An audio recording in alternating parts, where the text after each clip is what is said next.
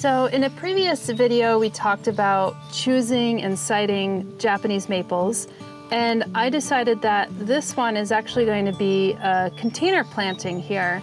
And I really like the idea of bringing in this like deeper red crimson color and having that closer to the common house, and then seeing the further ones in the distance planted in the landscape.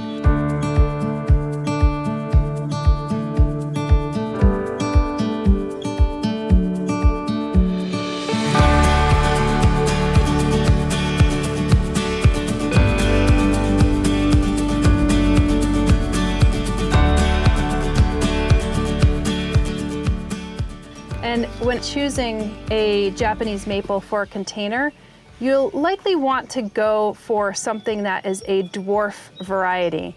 Now, basically any Japanese maple could be turned into a bonsai or kept small by pruning, whether that's root pruning or actually pruning some of the branches up here. But this one is a true dwarf variety.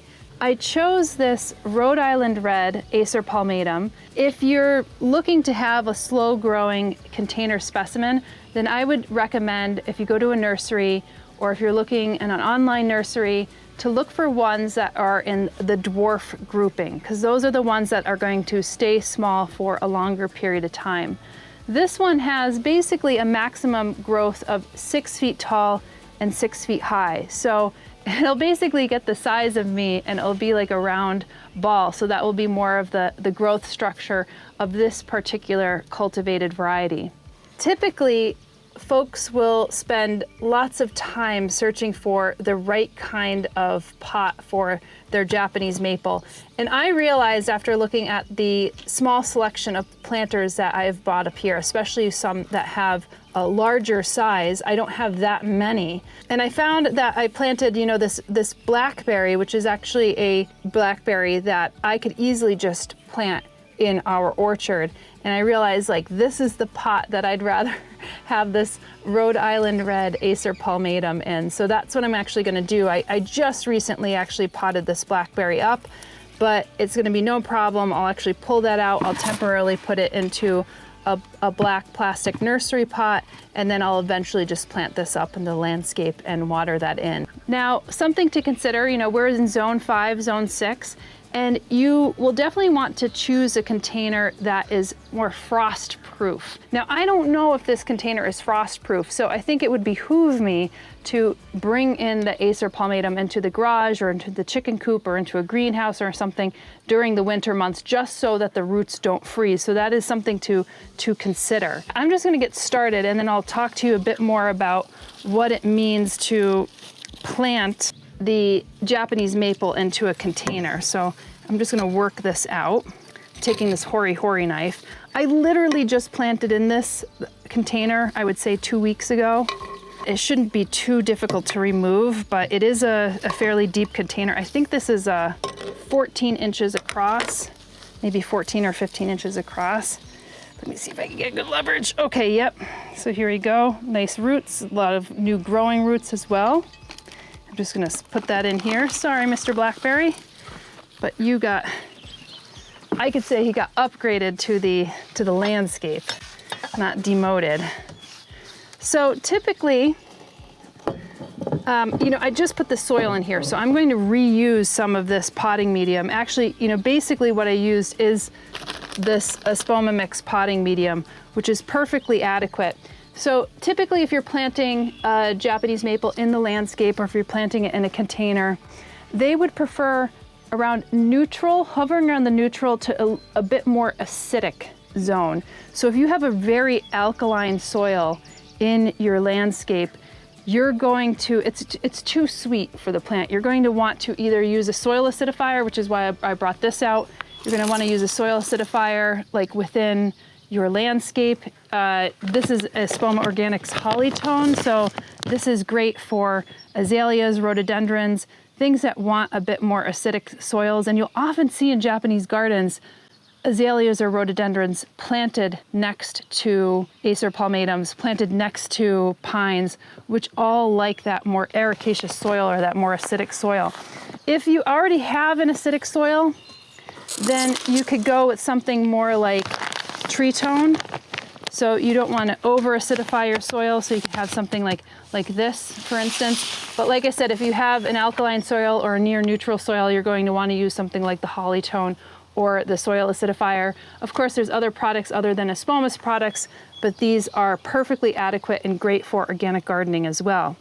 When you're talking about a container, you want to have a slightly acidic soil. I mean, it will be fine with a neutral soil, but it will be happier in a slightly acidic soil. So you could do that through multiple ways. Again, I would add maybe the Holly-tone, maybe not the soil acidifier, but I'd use the Holly-tone around the top and really water that in.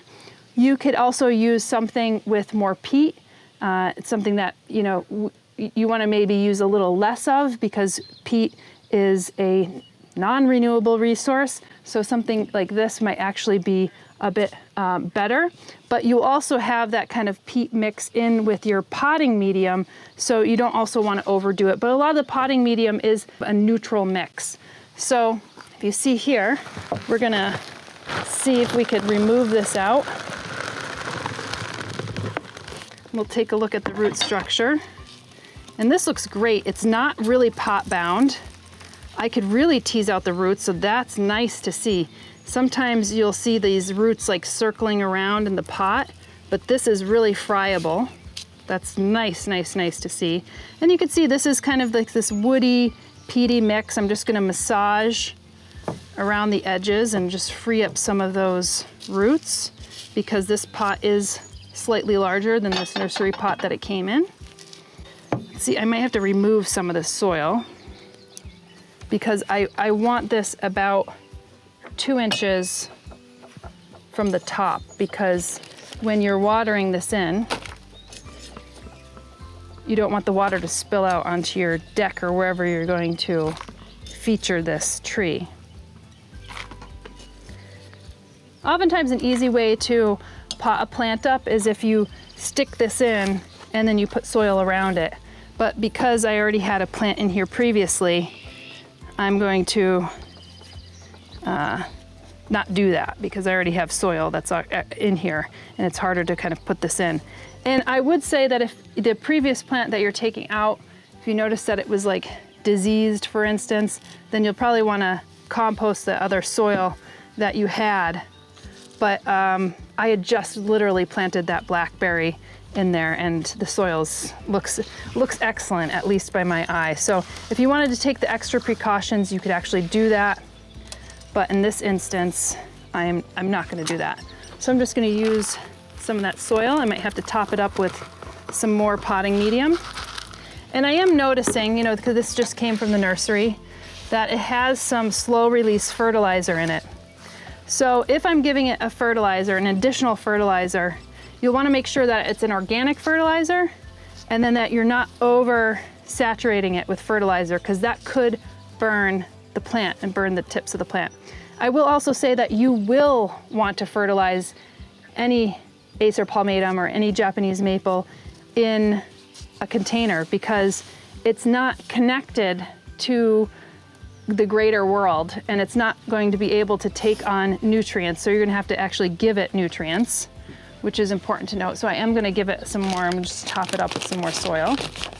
So when I mentioned the organic fertilizer, that's a fertilizer that's made from organic sources. It's not synthesized in a lab. So something organic will actually be a much gentler fertilizer, and it will actually work with the microbiota that's in the soil. So because this is not going to be planted in the ground, but it is going to be positioned outside, you actually might get some of that biologically active soil in here. And eventually you may choose to want to plant this in your landscape.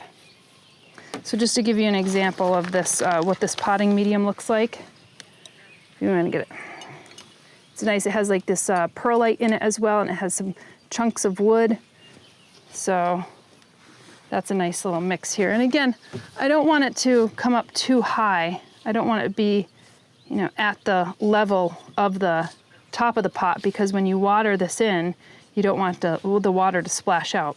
So something that I'm going to be using here is this Holly-tone, something that will actually assist in the transplant process because it has their biotone.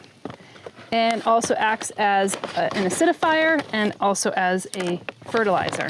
Sprinkle 1 teaspoon of Holly-tone for every 3 inches of pot diameter. So 3 inches of pot diameter. If that's 15 inches of pot diameter, that's 5. So it's basically 5 teaspoons. I'm just gonna eyeball it, and I'm just gonna lightly go around the root zone here. And like I said, this has some slow release fertilizer, so I might even go a little less of this. But again, this is just to not only fertilize, help with the transplant process, but also just give a little acidity to the soil. And then I'm just gonna water that in. And you might notice as you're watering it in, some of the soil will settle and the root starts to show on the plant. Well, you could always just add more soil to the top, and you'll see that that's what's happening. And this is important when you water something in, because it brings all that fresh air, all that fresh oxygen down through the soil, down through the root zone, and you want to water it all along the edge. Now, one of the things that you might want to consider, and that I'll probably end up doing, and I just don't have it here right now, is because this does have some peat in the potting medium, it could have a tendency, especially in the sun, especially because you want to have some of this sun, some early afternoon sun, maybe some afternoon sun, the peat could dry out if you're not watering it throughout the day, obviously. And then when the peat shrinks, the water may not be able to penetrate down. So oftentimes you may just want to put like a mulch layer on top, very thin mulch layer on top. Some folks may actually put like some shale particles or some lava stones, something that actually protects the top of the soil. So that's something that I will actually consider. Now, we did that, but let's take a look at the structure of this tree. And you know, this came to me, it's not something that I picked out from a nursery, it's something that was sent to me. I picked out the cultivar, of course, but I didn't get to pick my specimen. So I just want to go through here. See this little dead bit right here? I'm going to just snip that right off. I'm going to take my bypass pruners and snip that right off. Anything that looks broken or twisted or dead or anything along those lines, I'm just going to give this a good clip. I'm going to use my other pruners because they're a little thinner. I'm just going to clip this one right off to that base, just like that. And yeah, and some of these leaves are a little crispy, but that's okay, you know, by me. This one, I think I'm just gonna clip off totally. So this had some new growth on it, but I just wanna free up some of that central space. This one kind of looks a little funky too. You see, it's just a bit too big. I'd rather keep a shape that is rounder. So I'm gonna clip actually this off and this off, just like that. Yeah, see this one?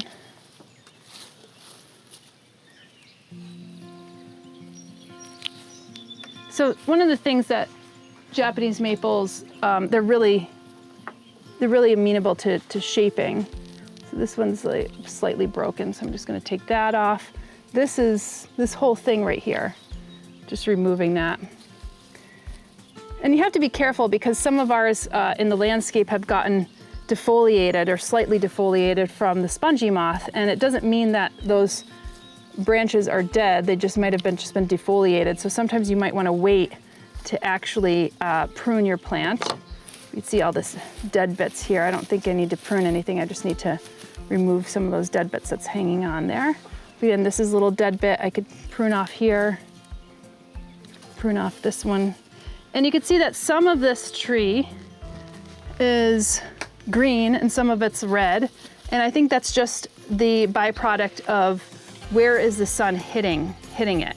And if you don't thin out your Japanese maple and it has this kind of coloration, oftentimes something that's shaded in the back, those leaves will be a different color than maybe the crimson color that you want to achieve. See, I'm debating whether I want to clip this one back entirely. I think I am, which is kind of crazy, but there is some strong growth below it, and that will start to branch out. So I am going to clip that off and just have a tighter plant. Even this right here, strong branch, but I'm going to clip it off. just because, again, I just want to keep that shape. But that's, essentially what I'm gonna do here. Now, I will say that if you add mulch to the top of this, make sure that you don't like build a volcano up around the trunk. You wanna keep that mulch away from the trunk itself, because oftentimes that will invite rot around the trunk. You need the trunk in order to actually have the plant to breathe, so they're not just exchanging gas exchange from the leaves, they're exchanging it in the roots, and it's also exchanging from the trunk and the branches as well. So that's something to really be mindful of. And again, it's your choice of what you want to add, or even if you want to add anything to the top of the plant at all. And then the last thing I would say is you do want this elevated off the ground. So I'll have to come up with a solution to kind of put it into, its own space so the water could properly drain. This does have a drainage hole, and that's really important. You don't want to waterlog your Japanese maple, especially as it's approaching kind of the summer months. You want to have a little more dryness, because that's where it's going to get the deepest color.